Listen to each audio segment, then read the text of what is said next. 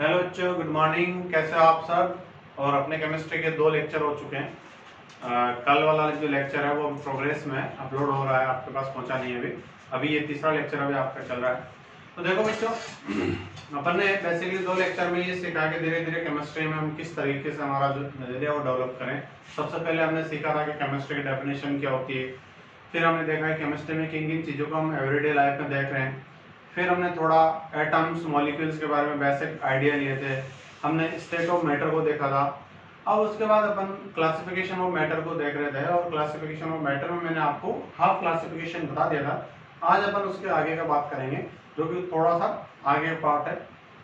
यानी जो क्लासिफिकेशन है उसके अंदर भी फिर सब क्लासिफिकेशन है, वर्गीकरण के अंदर उप वर्गीकरण। ठीक है, तो वो मैंने एक चार्ट से आपको समझाया, आप फटाफट से देख लीजिए। हमने प्रीवियस क्लास में देखा था क्या कि जो मैटर होता है, एंड क्या होता है मैटर की डेफिनेशन, फटाफट से बोलो एक बार। क्या होती है मैटर की definition? Anything else which have mass and which occupy the space in the universe. जो इस ब्रह्मांड के अंदर कुछ भी हो, मगर उसके 2 शर्तें होनी चाहिए। क्या? कि उसका मास होना चाहिए और वो कोई ना कोई स्थान घेरता हो, तो उसे आप क्या बोलोगे? मैटर बोलोगे, द्रव्य बोलोगे। ठीक है, तो हमारा जो द्रव्य है ये हमने समझ लिया था, और ये भी देख लिया था कि जो मैटर है उसे अपन 2 कैटेगरी में डिवाइड कर सकते हैं। कितने कैटेगरी में डिवाइड करते हैं? 2 कैटेगरी में। कौन कौन सी होती है? प्योर सब्सटेंस, यानी कि शुद्ध पदार्थ। नाम से पता चल रहा है प्योर है। अगर आप बोलते हैं ना प्योर घी दो, तो घी के अंदर घी ही होना चाहिए, कोई दूसरी चीज अनवांटेड मटेरियल वहां पर नहीं होना चाहिए। तो प्योर सब्सटेंस मतलब प्योर सब्सटेंस एक ऐसा सब्सटेंस जिसमें केवल उसी के पार्टिकल होंगे। मिक्सचर भैया कोई आता पता नहीं होता। मिक्सचर तो मिक्सचर होता है, कुछ भी मिलाया जा सकता है उसके अंदर। ठीक है, अब यहां तक बात हमने कल की क्लास में कर ली थी। आज अपन बात करने वाले हैं कि प्योर सब्सटेंस को फिर 2 टाइप में आगे सब डिवाइड कर रखा है, और वो क्या क्या है? एक तो है एलिमेंट यानी कि तत्व, दूसरा है आपका कंपाउंड यानी कि यौगिक। ठीक है, अब जो हमारे पास तत्व होते हैं, जैसे आपने नाम सुना होगा हाइड्रोजन एलिमेंट, छोटी क्लास में। अगर 10th में आपने ध्यान से साइंस को पढ़ी है तो आपने पढ़ा होगा एक आवर्त सारणी होती है आपके पीरियोडिक टेबल जिसे अपन बोलते हैं। उसके अंदर हमारे पास 118 तत्व हैं अभी तक जो डिस्कवर किए जा चुके हैं। 118 तत्व है तो अपन उसको याद करते हैं, उसमें परमाणु क्रमांक याद करते हैं। जैसे हाइड्रोजन का 1 होता है, हीलियम का 2 होता है, लिथियम का 3 होता है, बेरिलियम का 4 होता है, बोरॉन का 5 होता है, कार्बन का 6 होता है। ऐसे आगे बढ़ते रहते हैं अपन। 118 तक आपको याद करने पड़ेंगे, और वो मैं आपको करवा भी दूंगा बाद में। ठीक है ना? तो जो हमारे आवर्त सारणी होती है उसके अंदर आपने कई सारे तत्व देखे होंगे। तो जैसे अपन उदाहरण लेते हैं कि हाइड्रोजन एलिमेंट यानी हाइड्रोजन तत्व। तो अब इस एलिमेंट के अंदर मैं कहूंगा कि हाइड्रोजन तत्व क्या प्योर पदार्थ है? बिल्कुल है। क्यों? क्योंकि हाइड्रोजन एलिमेंट के अंदर भैया जो एटम है सारे के सारे, जो परमाणु हैं, वो सारे के सारे परमाणु किसके हैं? हाइड्रोजन के तो हैं।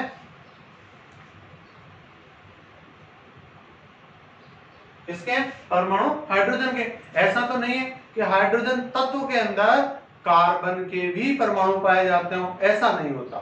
ऐसा यौगिक में होता है, किसी यौगिक में 2 या 2 से ज्यादा तत्वों के परमाणु पाए जा सकते हैं। ठीक है, atoms of more than 2 elements may be found in the compound but not in a element. ठीक है, समझ में आया आपको बात? तो element hydrogen element, oxygen element, ऐसे टोटल कितने हैं? 118 एलिमेंट हमारे पास हैं अवेलेबल केमिस्ट्री के अंदर।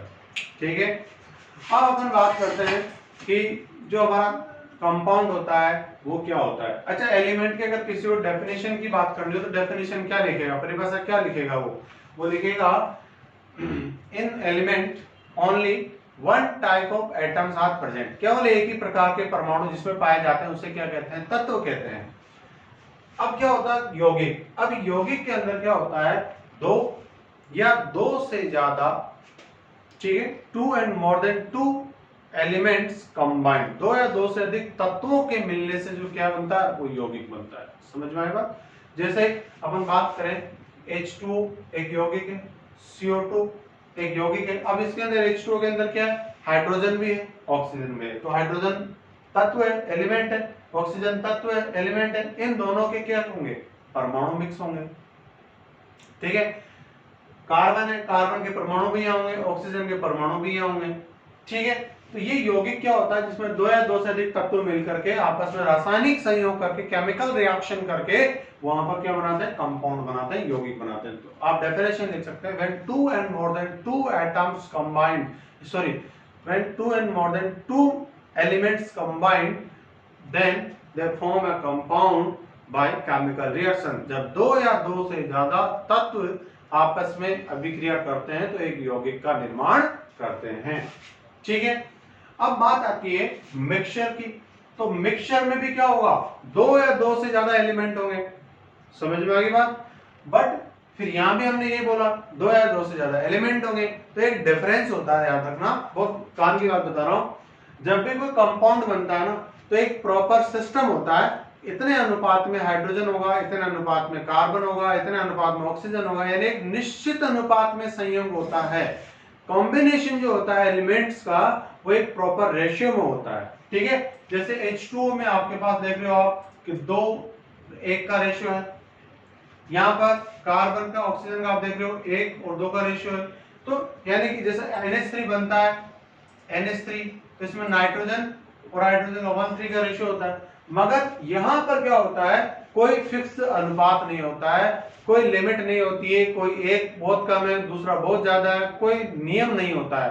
तो यहाँ पर जो कॉम्बिनेशन होता है एलिमेंट्स का, दो या दो से ज्यादा एलिमेंट जब मिलकर मिक्सचर बनाते हैं ना, there is no definite ratio, कोई प्रोपोर्शन फिक्स नहीं होता, कोई निश्चित अनुपात में यहाँ पर तत्वों का संयोग नहीं होता है बिना कोई रेशियो के। और यहाँ पर कोई ना कोई एक फिक्स अनुपात होता है, कोई ना कोई प्रोपोर्शन होता है, उसके अंदर यहाँ पर क्या होता है, रेशियो होता है, उसमें कंपाउंड जो है वो कंबाइंड होते हैं। ठीक है, समझ में आ गई आपको बात।